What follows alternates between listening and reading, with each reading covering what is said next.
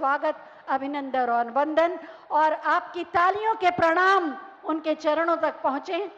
जोरदार तालियों से स्वागत करें। हम सब अभिभूत हैं, आह्लादित हैं।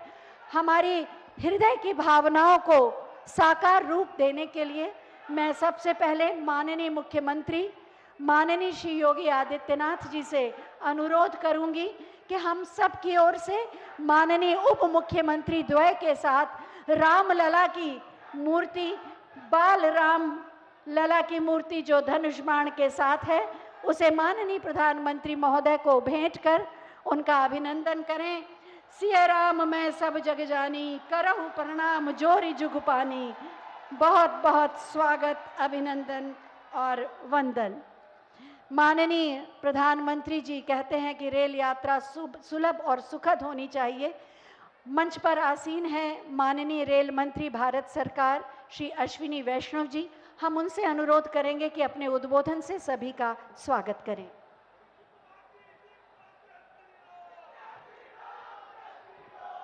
यशस्वी प्रधानमंत्री माननीय श्री नरेंद्र मोदी जी, माननीय राज्यपाल महोदया, माननीय मुख्यमंत्री जी, मंच पर विराजमान नेतृत्वगण, उपस्थित सज्जनों,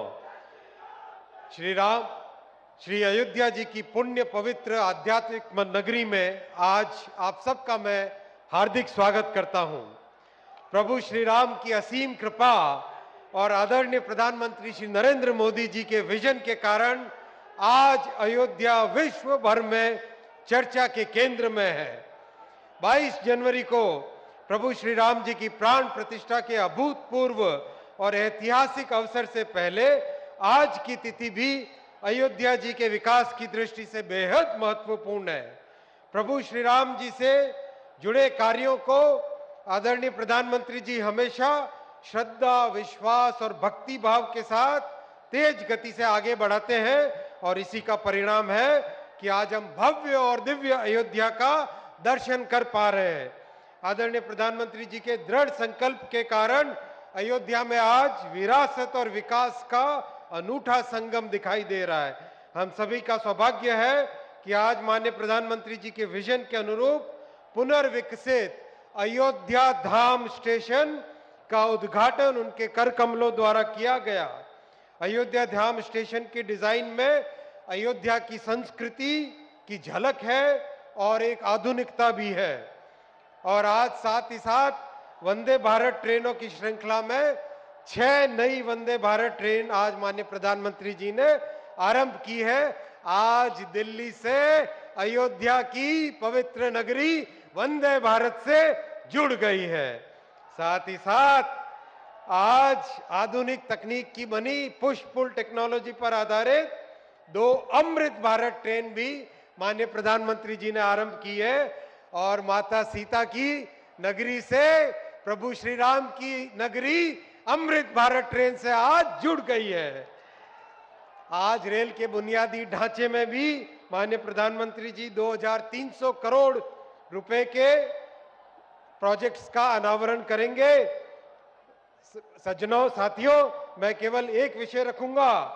2009 से 2014 तक उत्तर प्रदेश के लिए रेलवे का बजट मात्र 1109 करोड़ होता था।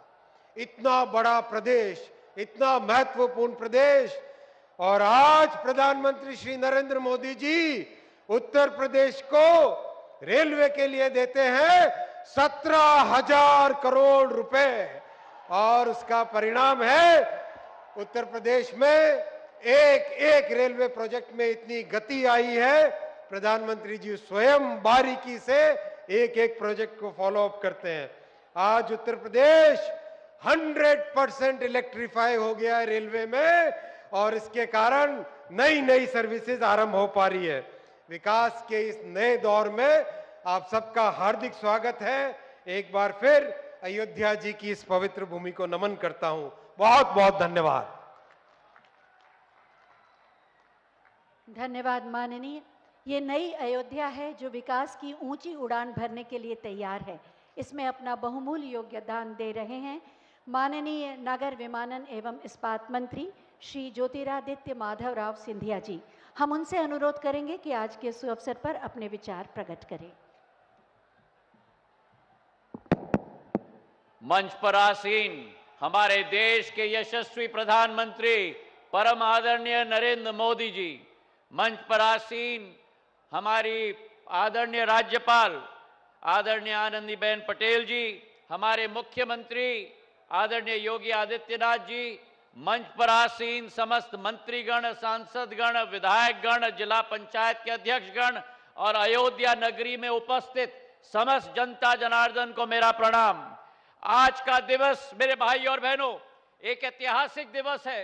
वो दिवस है जिसके लिए हजारों सालों से इंतजार था। वो समय निकट आ चुका जिस समय में प्रधानमंत्री नरेंद्र मोदी जी का जो दृढ़ संकल्प था, उस संकल्प के आधार पर हमारे सूर्यवंशी अयोध्या नरेश भगवान श्री राम की दोबारा पुनः स्थापना प्राण प्रतिष्ठा 22 जनवरी को अयोध्या नगरी में की जाने वाली है। और उसी के तारतम्य में, उसी सोच और विचारधारा के साथ अगर अयोध्या को भारत के मानचित्र पर नहीं, विश्व के मानचित्र पर लाना है, जो प्रधानमंत्री जी का संकल्प है, तो आज प्रधानमंत्री जी उपस्थित हुए हैं केवल रेल की सुविधा के साथ नहीं, लेकिन एयरपोर्ट की सुविधा के साथ साथ, ताकि देश की एक एक जन जन इस अयोध्या नगरी के साथ जुड़ पाए। और यही एक सोच विचारधारा है भारत की अमृत काल की इस पीढ़ी पर, जहां भारत एक तरफ एक आर्थिक नक्षत्र की तरह उभर रहा है, तो दूसरी तरफ भारत प्रधानमंत्री जी का संकल्प है कि आध्यात्मिक नक्षत्र की तरह भी उभरे। चाहे देवघर का एयरपोर्ट हो, कुशीनगर का एयरपोर्ट हो, अयोध्या धाम का एयरपोर्ट हो, चाहे मेरे राज्य में महाकाल लोक का निर्माण हो, केदारनाथ बद्रीनाथ का निर्माण हो, काशी विश्वनाथ का निर्माण हो, भारत आज विश्व पटल पर एक आध्यात्मिक शक्ति के रूप में प्रधानमंत्री जी के आशीर्वाद के आधार पर उभर रही है। और आने वाले दिनों में 22 तारीख को भारत की आत्मा में स्थित द्वीप पुनः ज्वलित होगी और इसे ज्वलित करने का काम भारत के प्रधानमंत्री आदरणीय नरेंद्र मोदी जी, जो भारत की आत्मा की ज्वाला है, उनके करकमलों के साथ की जाएगी। हवाई अड्डे का निर्माण प्रधानमंत्री जी का निर्देश था। ऐसा भव्य हवाई अड्डा बनना चाहिए जिसका विश्व स्वरूप हो। और हमारी कोशिश रही है इस 500 करोड़ रुपए के हवाई अड्डे पर, जहां करीब करीब 10 लाख यात्री प्रति वर्ष के आवागमन होगा, उसी के साथ भारत की कला, भारत की संस्कृति का एक एक नक्षत्र भगवान श्री राम की जीवन शैली को लेते हुए कोने कोने में अंकित की जाए।